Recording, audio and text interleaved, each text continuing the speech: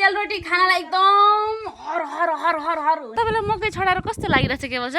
मलाई मकै छडाएर मकै छडाकै जस्तो लागिरहेछ मन चञ्चले मेरो परले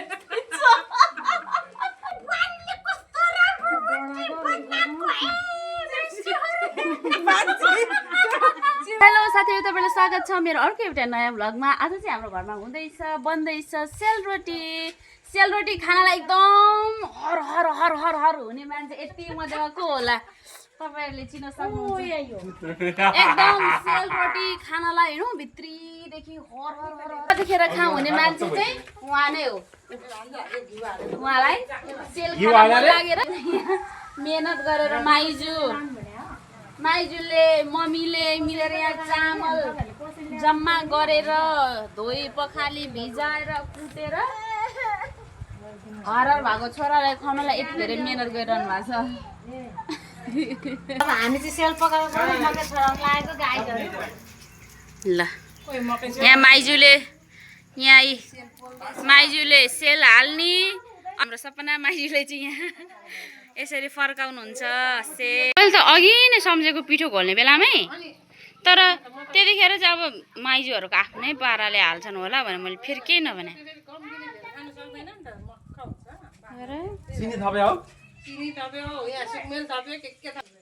ए यहाँ चाहिँ केवल सरले मकै छोडाउँदै हुनुहुन्छ सबैजना आफ्नो काममा उहाँ बहिनीले झारपात उखाल्दै हुनुहुन्छ माइजूहरूले भित्र गोठमा सेल पकाउँदै हुनुहुन्छ यहाँ केवल सरले मकै छडाउँदै हुनुहुन्छ तपाईलाई मकै छडाएर कस्तो लागिरहेछ केवल सर मलाई मकै छडाएर मकै छडाकै जस्तो लागिरहेछ हैन मकै छडाको जस्तो लागिरहेछ हो शक्ति कम भइसक्यो अब मासु नखाएसम्म ठिक हुँदैन हो अनि मासु त बिहान भर्खर खानु भयो त मासु बिहानको मासु त दिउँसै गइसक्यो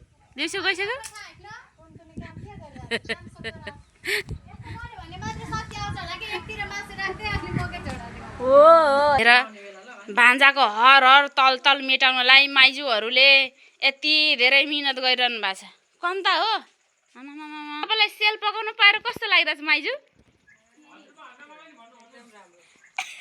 राम्रो लागिरहेछ कि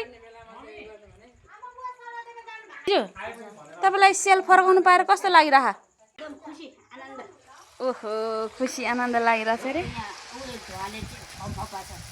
धुवाले पिरोल्यो हावा चलिरहेछ एकातिरबाट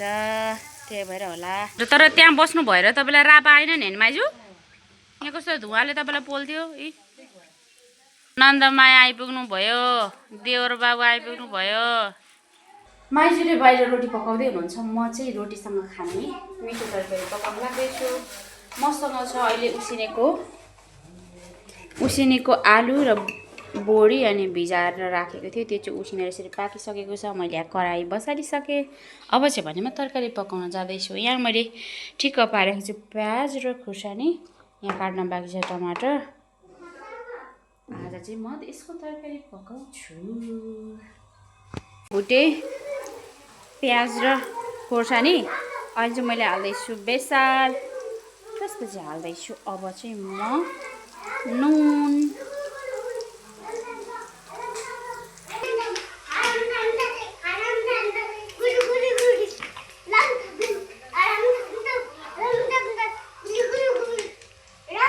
नाचेको है यिनीहरू चाहिँ हाम्रो तरकारी चाहिँ पाक्यो अब तरकारी रेडी भयो खाँदैछ भएको रहेछ है सेल तरकारी त भर्खर पकाउनु लाग्दैछु त मैले त मिठो छ यस्तै कमेन्ट दिने मान्छे चाहिएको मलाई त अचार पनि छ बिबीका अचार छ नि आलु र उयसको काँक्राको मिठो छ त्यो पनि रोटी बनाउन हामी पनि यहाँ रोटी बनाउन सिक्न लाग्दैछौँ प्रिस्का बहिनीले ट्राई गर्दै हुनुहुन्छ यहाँ ल उठाउनु त गोलो बनाउनु त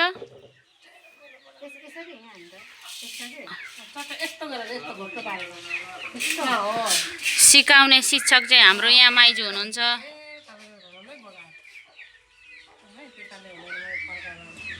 मेरो त गोलो पनि घुम्दैन होला हातै सानो छ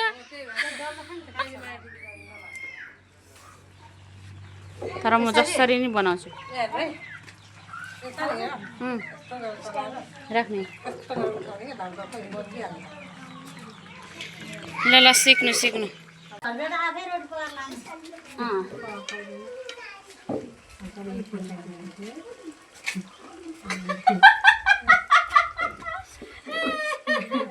मन चञ्चले मेरो पाराले त्यो फर्काएर ल्याउनु मिल्दैन कसरी निचार्नु पर्दैन नि मान्छे बिर्को खोलेर चाहिँ कहाँ पुर्याएको हो त्यो भयो भाइ दुईटा बनाए है ओ हेर्नु त खतरा राम्रो रोटी बनेला राम्रो रोटी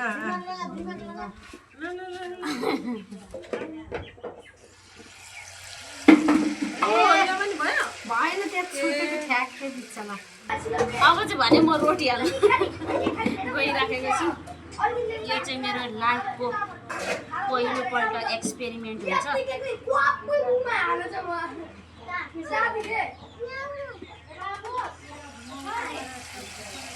ओ जोडियो त होइन फर्स्टमै त राम्रो बनाएको है म चाहिँ गर्दिनँ त पारले त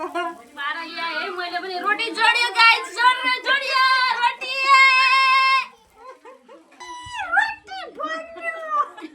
मेरो बुहारीले बनायो रोटी भन्नु न मेरो बुहारीले कस्तो राम्रो रोटी बनाएको चिप्स केमा भन्छ त एउटा छ त सिरियलमा सिरियलमा छ त एउटा के अरे नेपाली सिरियलमा बोल्छ त ल जानु मैले हात धोएर बस्नु यति त म लगाउँछु अब हेर मलाई एक्टर बनाउ न तिम्रो भिडियोमा कस्तो एक्टिङ गर्नु ल पहिलोपल्ट बनाएको रोटी यसरी गोलो भयो म एकदम खुसी छु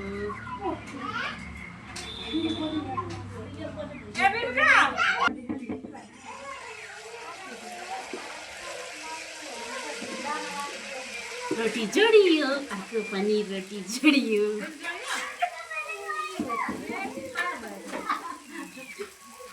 हेर्नु हेरेर सिपालु भएछु माइजु म त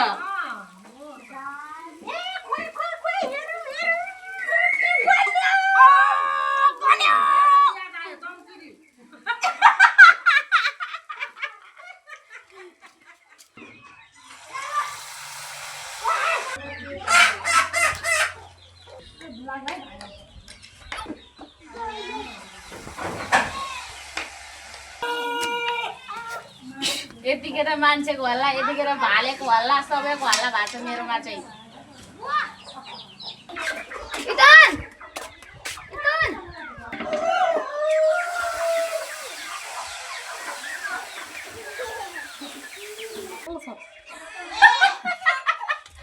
यो कहाँ हो नि यो खरिएर पाकेको रोटी हो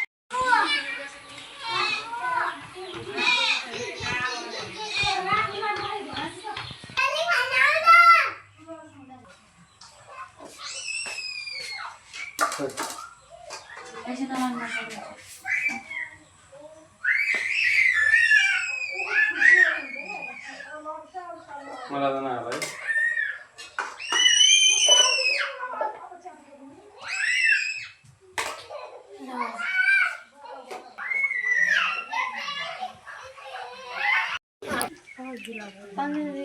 धेरै चिसो छ